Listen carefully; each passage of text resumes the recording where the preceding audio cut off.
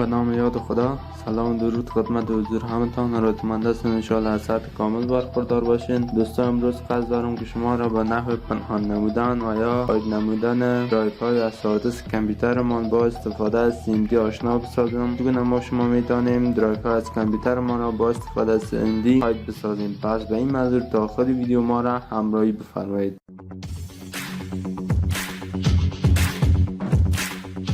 سلام، اگر به چنل ما تازه پیوسته اید و این ویدیو را تماشا میکنید لطف نموده چنل ما را سابسکرایب، ویدیوهای ما را لایک، کامنت و شیر نمایید. خب دوستا، در قدم نخست ما شما وارد مای کامپیوتر ما میشیم یا از قسمت استارت منو ما شما قسمت وارد مای کامپیوتر میشیم دوستا و یا ما شما از شارکت مای کامپیوتر استفاده میکنیم که عبارت از ویندوز لوکی همراه ای می باشد درسته، یعنی همزمان فشارش میدیم تا صفحه یا ویندوی مای کامپیوتر برای ما شما باز شود. ما این قسمت به چشم سر مشاهده میکنین دوستا که ما شما تعداد از دروهای کامپیوتر اینجا وجود داره و به حال ما شما داریم، اما میخوایم بعض از اینها را با استفاده از CMD پنهان یا هاید بسازیم. خب این عمل چگونه میتونیم انجام بدیم؟ در قدم دوم ما شما میم دوستا CMD یا کاماند پرامپت باز میکنیم. البته دوستا ما شما CMD را میتونیم با طریقه های مختلف و از جاهای مختلف باز بکنیم، اما یک شرطی که باید حتمی و لازمی به او عمل بکنیم این است که ما شما CMD را باید با صلاحیت ادمنستریتور یا مدیر سیستم باز بکنیم. بنابراین ما شما استارت منو میایم، بعد از اینکه قسمت آمده ما شما قسمت بالای سرچ کلیک میکنیم و بعدش هم قسمت ما شما CMD تایپ میکنیم. بعد از اینکه CMD را تایپ کردیم و ما شما قادر به دریافت CMD شدیم درسته دوستا. این قسمت شما مشاهده میکنیم که ما شما توانستیم که CMD را دریافت کنیم. خب اگر در صورتی که بخوایم میرا باز بکنیم درسته دوستا، البته با صلاحیت ادمنستریتور بالا شاید کلیک میکنین و بعدش هم از این قسمت رن از ادمنستریتور شما انتخاب میکنین. بعد از اینکه رن از ادمنستریتور انتخاب کردیم ما شما توانستیم که CMD را با صلاحیت ادمنستریتور باز کنیم. خب من صفحه CMD را یک ذره کوچکتر میسازم تا که شما بهترتر و خوبتر درایو های موجود کامپیوتر ما را مشاهده بکنین. خب چند کامند محدودی هست که ما شما میخوایم از او استفاده بکنیم. اولین کامندی که ما شما میخوایم از او استفاده کنیم دوستا عبارت چی است؟ دیسک پارت است. شما قسمت تایپ میکنین دوستا دیسک پارت، بعدش هم انتر فشار میتین. بعد از اینکه لحظه صبر میکنیم تا کامند ما اکسپت شود. بعد از اینکه اکسپت شود اگر در صورتی که ما شما بخوایم که تمام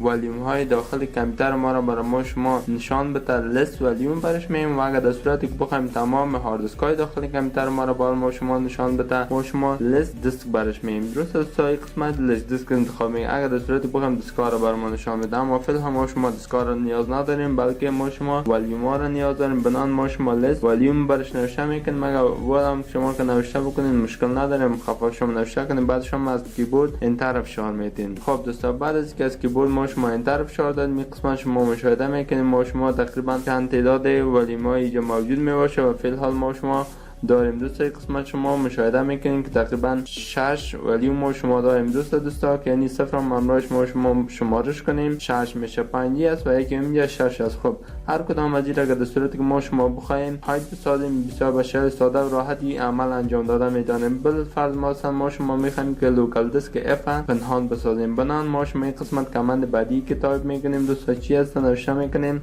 select volume. خب بعد از اینکه select volume نوشته کنیم قسمت ما شما اف را دریافت میکنیم که شماره چندم از شما مشاهده میکنیم که اف ما یعنی volume اف ما که هست شماره 0 است. یعنی اگر در صورتی که ما شما بخوایم volume اف پنهان بسازیم باید ما شما این قسمت 0 انتخاب بکنیم یا 0 ما شما تایپ بکنیم. بنان پیست میتیم بعدش این قسمت ما شما 0 تایپ میکنیم و بعد شما از صفحه کلید کیبورد انتر فشار میدیم. بعد از کیبورد انتر فشار دادیم دوستا یک قسم شما مشاهده میکنه که ما شما موقت توانستیم که را سلکت کنیم. بعد از اینکه را سلکت کنیم فقط یک کامند آخری که ما شما اینجا استفاده میکنیم ما صرف نوشته میکنیم remove یعنی از بین بردن. بعد شما انتر صفحه کلید کیبورد فشار میدین به شکل و لحظه صبر میکنیم. شما مشاهده کنین دوستا که فعل حال ما شما اصلا درایو به نام اف نداریم دوستا اگر CMD را پایینتر ما بیارم نداریم C D و H است اما فعل حال ما شما اف نداریم. اگر در صورتی که دوباره بخوایم ما شما درایو اف نمایان بسازیم دوباره شما چی میکنین دوستا؟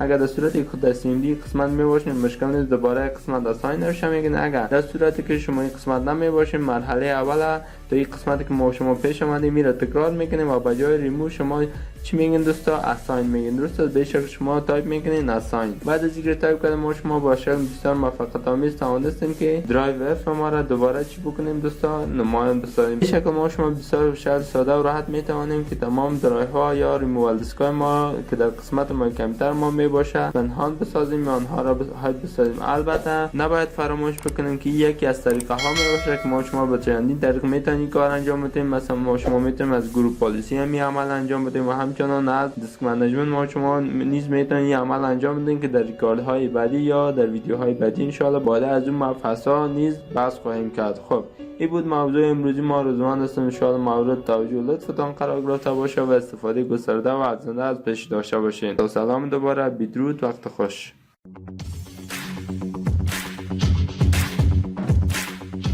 سلام، اگر به چنل ما تازه پیوسته اید و این ویدیو را تماشا میکنید لطف نموده چنل ما را سابسکرایب، ویدیوهای ما را لایک، کامنت و شیر نمایید.